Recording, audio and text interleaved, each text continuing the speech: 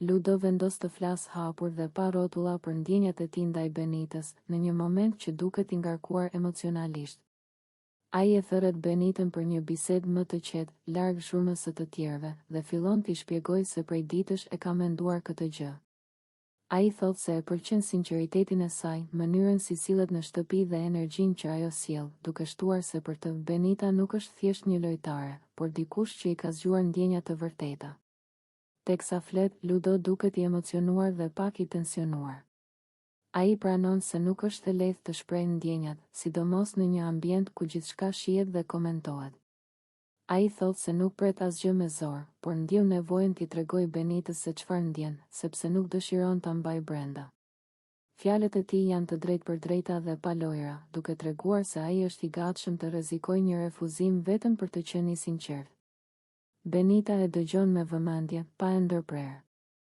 Ajo qëndron e qetë, por fytyra e saj tregon se e ka të qartë çfarë do të thotë.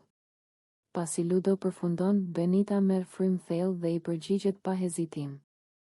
Ajo i thotë se e vlerëson shumë guximin e tij dhe faktin që ai foli hapur, por se ndjenjat e saj janë diku tjetër. Me një ton të prerë, por të qartë, ajo thotë: "Unë dua Claudin." Këto fjalë e mbyllin menjëherë çdo hapësirë për keqkuptim.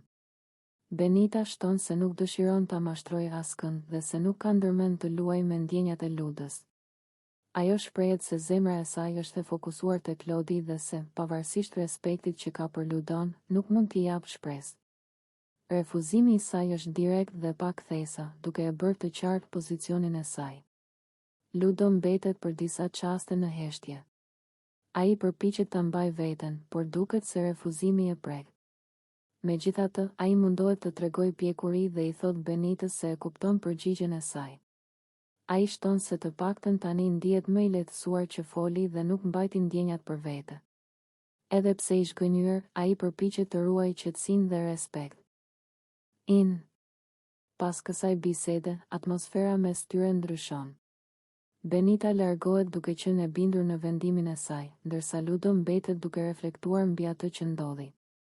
Banorët e tjerë më vonë fillojnë ta komentojnë situatën, duke folur për guximin e Ludës dhe vendosmërinë e Benitës.